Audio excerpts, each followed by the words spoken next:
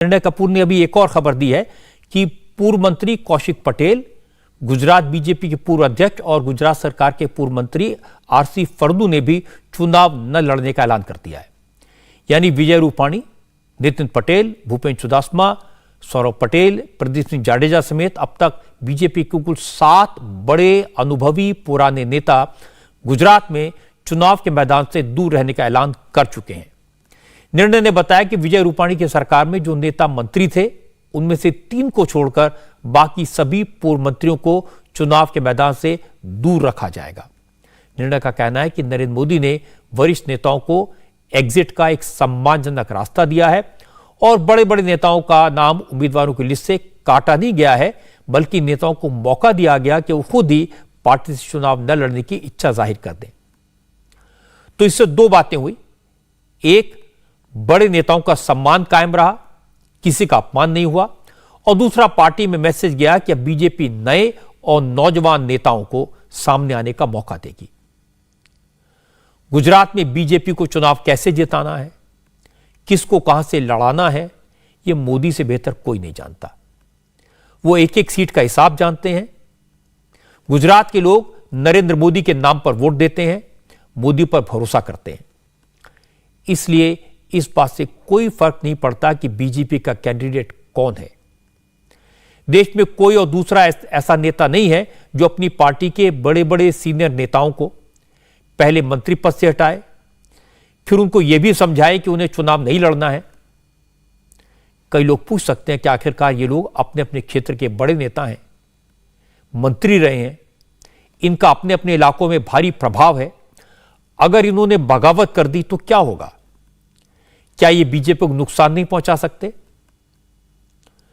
असल में गुजरात में कोई नेता कितना भी बड़ा हो, मोदी के मुकाबले कहीं नहीं ठहरता।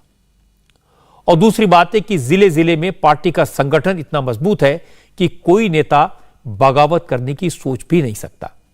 यही कारण है कि आज बीजेपी के बड़े बड़े दिग्गज नेताओं ने चुनाव के मैदान से पैर पीछे खींच लिए। अब चुनाव के बाद इन लोगों का क्या करना है, किसको कहां एडजस्ट करना है, यह फैसला मोदी करेंगे। गुजरात से एक और बड़ी खबर यह है कि भारतीय ट्राइबल पार्टी यानी बीटीपी के नेता छोटूभाई वसावा भी इलेक्शन नहीं लड़ेंगे। छोटूभाई वसावा का भरूच और नर्मदा जिले में बड़ा जनाधार है।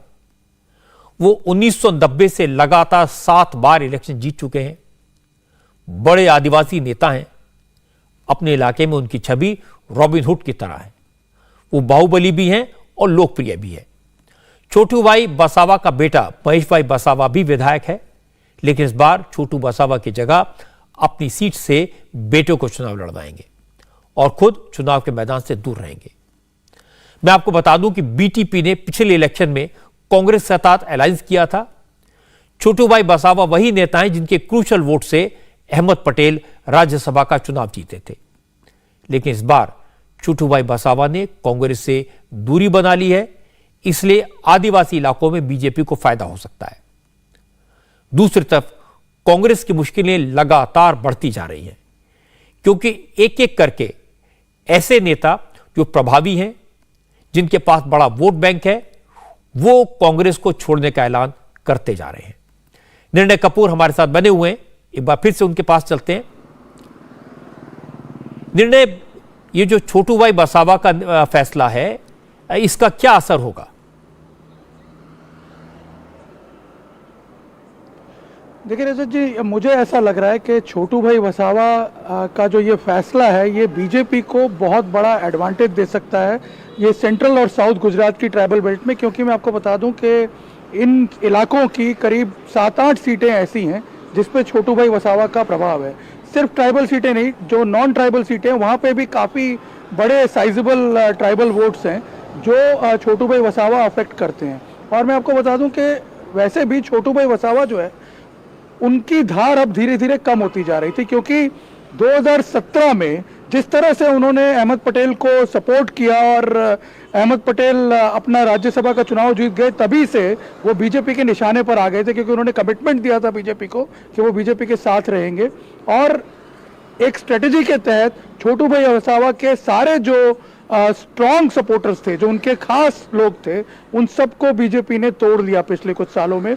और यही वजह है कि जो 2020 में चुनाव हुए लोकल सेल्फ गवर्नमेंट के, तालुका पंचायत के, जिला पंचायत के, वहाँ 2 दशकों से जिन तालुका पंचायत और जिला पंचायतों पर छोटू भाई वसावा की पार्टी का कब्जा था, वो सारा जाता रहा। करीब 90% सीटें वो हार गए वहाँ पे। तभी से पता चलना शुरू हो गया था। इनफैक्ट उन्होंने उस टाइम अपनी साख बचाने के लिए ओवैसी की पार्टी के साथ टाइप किया, लेकिन कोई फायदा नहीं हुआ।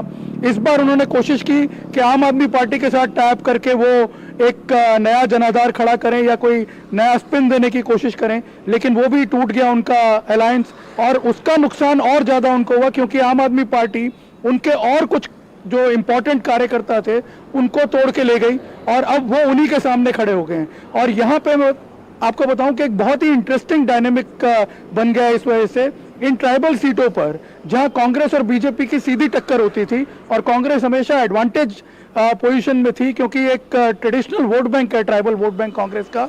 इस बार इन सीटों पर मैं देख रहा हूं कि 4 कॉर्नर फाइट हो रही है। एक तरफ जहां बीजेपी है, कांग्रेस है, भारतीय ट्राइबल पार्टी खुद लड़ रही है, और साथ ही आम आदमी पार्टी भी आ गई है। तो कहीं ना कहीं इस नए इक्वेशन ने, नए कॉम्बिनेशन ने बीजेपी को एक एडवांटेजेस पोजीशन में ला दिया है। और मैं आपको बता दूं कि बीजेपी जो लगातार विकास तो कर रही थी इन इलाकों में, लेकिन उसको ट्रांसलेट नहीं करवा पा रही थी वोटों में। इस बार हमने देखा है कि प्रचार भी अपना केंद्रित किया है। नरेंद्र मोदी और अमित शाह दोनों लगातार ट्राइबल एरियाज पे फोकस कर रहे हैं, और साथ साथ ये जो गणित है, चुनावी गणित, इसको भी बखूबी मैनेज कर रहे हैं। और इसी का परिणाम है कि छोटू भाई वसावा जैसे जो कद्दावर नेता हैं, वो भी अपनी साख बचाने के लिए इस टाइम चुनावों से पीछे हट रहे हैं। रजत जी, निर्णय आपका जो गुजरात का अनुभव है, एक एक सीट के बारे में जो जानकारी है, एक एक उम्मीदवार के बारे में जो आपका अनुभव है, उसका फायदा इंडिया टीवी के दर्शकों को लगातार होता है। और जिस तरह से आपने ये छोटू भाई का पूरा एनालिसिस किया, बहुत अच्छा लगा। बहुत बहुत शुक्रिया आपका निर्णय। इंडिया टीवी हर वक्त हर जगह डाउनलोड करने के लिए सर्च करें India TV news Google play store या ऐप स्टोर पर।